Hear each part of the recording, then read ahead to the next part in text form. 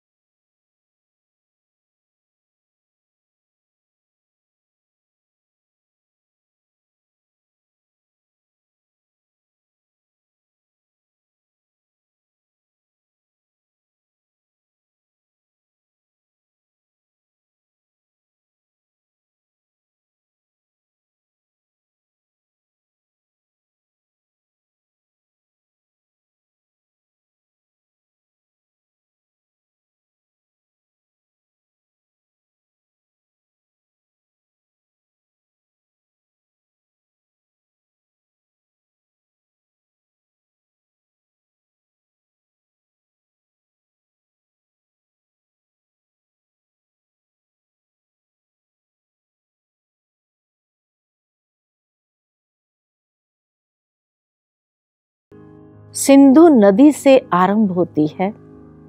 जिस समय वहां के लोगों को कहा गया आर्यन थे, आर्यंस ही फिर हिंदू बने, क्योंकि वो आर्यन जब सिंधु नदी से अलग हुए और हिंदुस्तान में आकर के बसे तो हिंदुस्तान नाम से हिंदू धर्म कह दिया। इसलिए कहा कि कोर्ट ने भी अभी ये फैसला दे दिया कि हिंदू कोई धर्म नहीं, हिंदू एक जीवन शैली है, एक जीवन जीने की पद्धति है। लेकिन वो हिंदुओं का ओरिजिनल धर्म आर्यन धर्म था। वो आर्यन भी कहां से आए? क्योंकि आज हर धर्म का एक धर्म स्थापक होता है। जिस तरह क्रिश्चियन धर्म का स्थापक क्राइस्ट है, बौद्ध धर्म का स्थापक महात्मा बुद्ध है, इस्लाम धर्म का स्थापक इब्राहिम है, ठीक इसी तरह हिंदू धर्म की स्थापना किसने किया? आर्यन से हिंदू बने, तो आर्यन धर्म की स्थापना किसने की? तो कहा जाता है कि आर्यन जो है वो सनातन धर्म से निकले। सनातन सत्य, सनातन माना जहां सत्यता व्याप्त थी, एकता थी।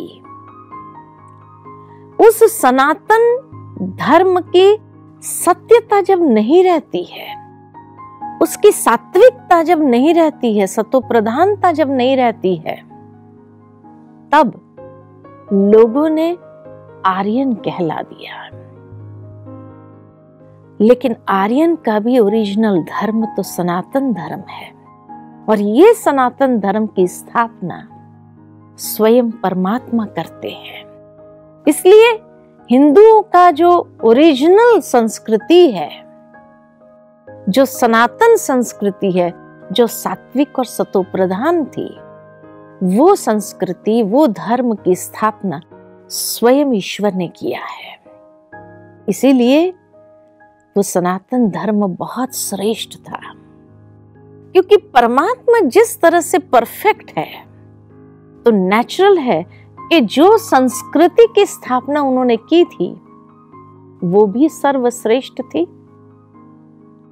तभी तो भगवान ने गीता में कहा, यदा यदा ही धर्मस्य। भावार्थ कि जब काल चक्र के अंदर कलयुग का अंतिम चरण जब चल रहा था, तो उस वक्त अधर्म इतना व्याप्त हो गया था, अति धर्म ग्लानि हो गई थी। ऐसे समय पर ही अधर्म का नाश और सत्य सनातन धर्म की स्थापना करने के लिए ईश्वर को इस संसार में आना पड़ा। वो संधिकाल के समय में आते हैं, जब एक तरफ कलयुग का अंत हो रहा होता है और सतयुग की आदि। ये संधिकाल का जो समय है, इस समय को ही कहा गया पुरुषोत्तम कल्याणकारी संगम युग, जहां दो युगों का संगम हुआ, जहां आत्मा का परमात्मा के साथ संगम होता है, और जिस संगम के समय पर ही ये श्रेष्ठ सनातन सत्य धर्म की स्थापना होती है। और वहां से फिर धीरे धीरे उस संस्कृति के माध्यम से ही सतयुग की स्थापना हो जाती है, या सतयुग प्रारंभ होता है। तब कहा कि भगवान ने आकर के एक ही धर्म रचा था, आदि सनातन। आदि जब सृष्टि की आदि काल था, तो उस समय आदि सनातन देवी देवताओं का जो धर्म था, जहां दिव्यता, जहां हर आत्मा अपनी मर्यादा पुरुषोत्तम स्थिति में 16 कला संपूर्ण निर्विकारी मर्यादा पुरुषोत्तम अहिंसक स्वरूप में निवास करते थे। और इसीलिए इस युग को भी कहा जाता है सत्यता का युग। धर्म सत्यता का, तो संपूर्ण युग भी सत्यता का, जहां हर इंसान के अंदर वो सत्यता का स्वरूप जो दिव्यता के रूप में प्रत्यक्ष था। देवी देवताओं को इसीलिए कहा दिव्य अलौकिक स्वरूप में मनुष्य यहां इस संसार में विराजते थे। जहां पर राज्य करने वाले श्री लक्ष्मी और श्री नारायण का राज्य था, इतने श्रेष्ठ स्वरूप में। धीरे धीरे जैसे जैसे समय बीतता जाता है, त्रेता युग में भी वही राम राज्य, एक ही धर्म, एक ही राज्य, एक ही भाषा, एक ही कल्चर और एक ही राज्यकर्ता इस संसार में राज्य करते थे। थोड़ी सतयुगी सृष्टि से कला कम हो गई, लेकिन फिर भी जैसे एकता इस संसार में व्याप्त थी। और वही आदि सनातन देवी देवता धर्म त्रेता अंत तक चला आता है। लेकिन जैसे ही ये थूर इतना मजबूत, शक्तिशाली एक था, लेकिन जैसे जैसे द्वापर युग आता है, अनेक टाल टालियां निकलने लगती है।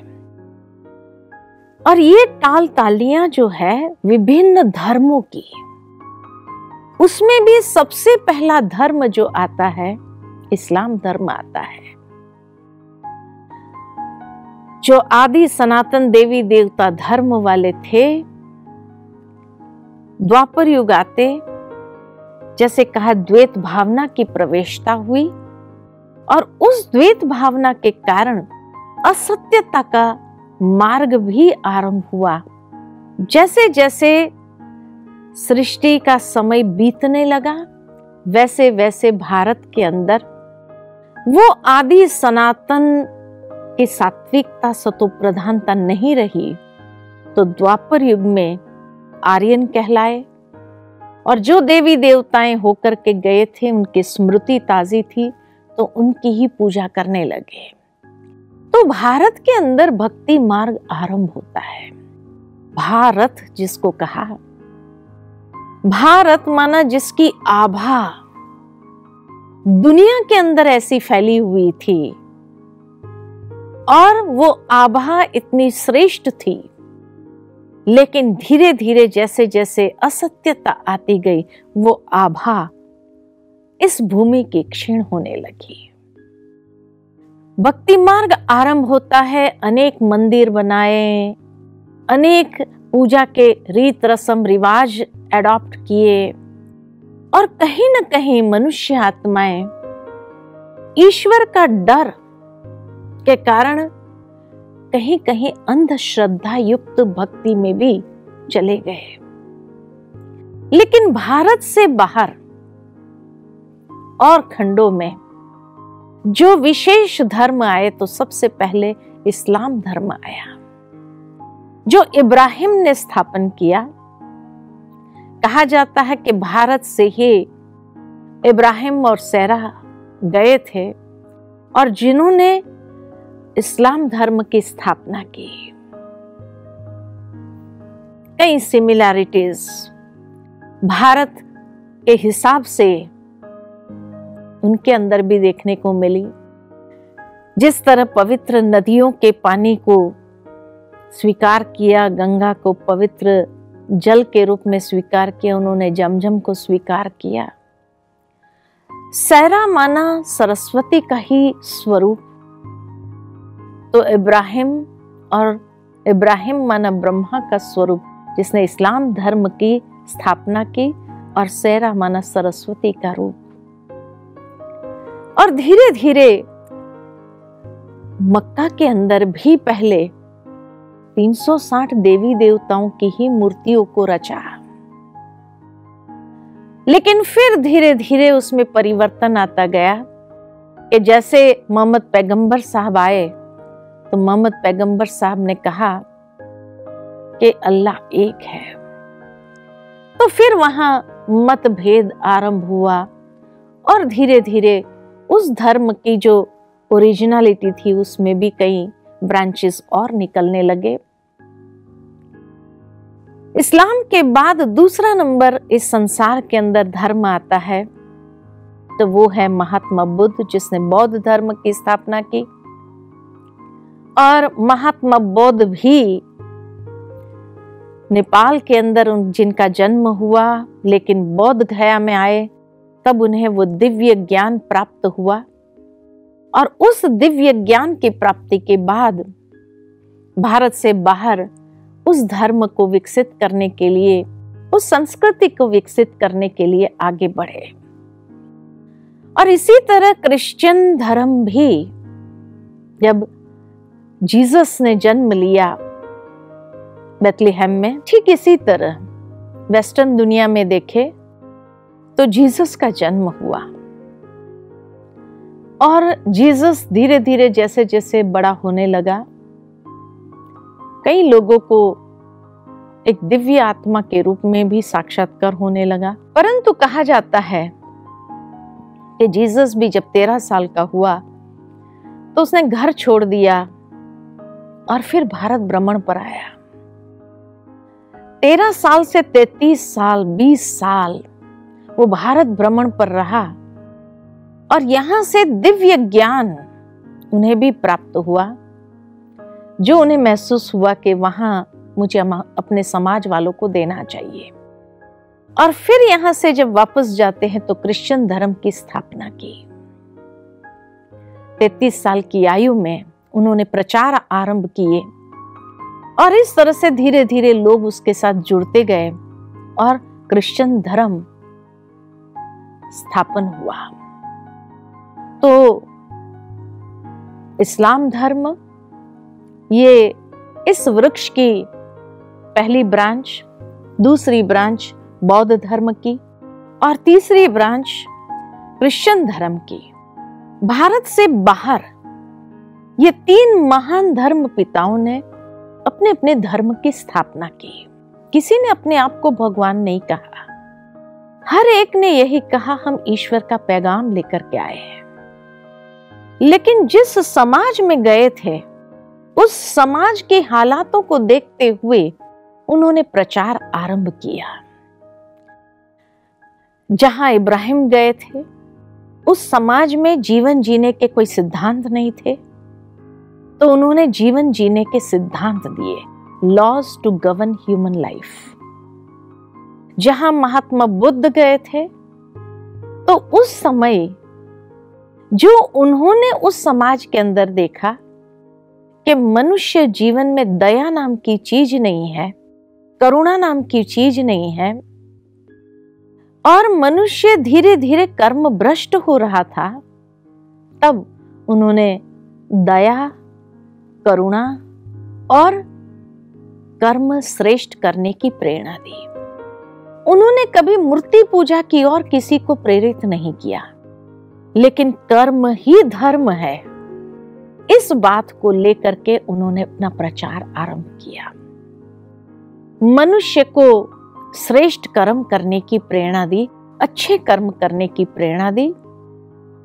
मनुष्य के प्रति और प्राणियों के प्रति दया भाव, करुणा भाव रखे, ये विशेष शिक्षाएं दी। और जहां क्राइस्ट गए थे उस समाज में उन्होंने देखा कि मनुष्य को मनुष्य के प्रति नफरत होने लगी है और धीरे धीरे मनुष्य ने झूठ का सहारा लेना आरंभ किया है। तब उन्होंने अपने प्रचार में यही कहा, सत्य ही ईश्वर है, प्रेम ईश्वर है। सबके साथ प्रेम भावना से रहे, नफरत की भावना को हम खत्म करें, और सत्य यही ईश्वर का दूसरा स्वरूप है। Love is God, truth is God. इस प्रचार को मनुष्य के अंदर फैलाने लगे ताकि वो अपने आचरण में हर मनुष्य के प्रति इस भावना को लेकर के चले। लेकिन अफसोस, जिस समाज में गए थे उस समाज में इन लोगों का काफी विरोध हुआ। शुरू में लोगों ने टिकाएं भी की, क्रिटिसाइज भी किया उनको, और उनकी शिक्षाओं को एक्सेप्ट नहीं किया गया। बाद में उनके जाने के बाद महत्व समझ में आया लेकिन भारत में उसी द्वापर युग के समय संन्यास धर्म आता है। आदि शंकराचार्य जी आए, जिन्होंने लोगों के अंदर जिस तरह की अंधश्रद्धा और ये भावनाओं को देखा, तो उस समय उनके अंदर एक वैराग्य वृत्ति उत्पन्न हुई और इसी वैराग्य वृत्ति के कारण एक संन्यास धर्म आरंभ हुआ।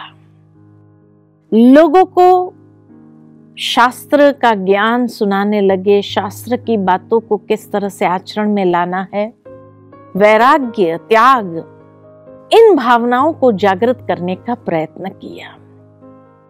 इस तरह से द्वापर युग में ये मुख्य रूप से 4 धर्म भारत में हिंदू धर्म के साथ साथ ये और धर्म विकसित होने लगे। लेकिन जैसे जैसे कलयुग आता गया, कलयुग के अंदर तो ये धर्म में भी अनेक ब्रांचेस और निकलने लगी।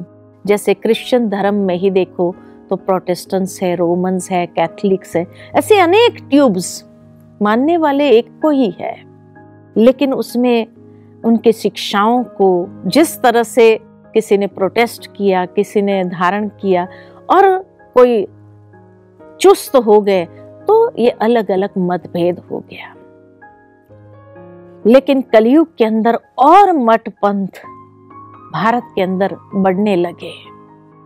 जैन धर्म आता है, ऐसे ही धीरे धीरे गुरु नानक देव आते हैं जो सिख धर्म को ले आते हैं, और भी अनेक धर्म आने लगे।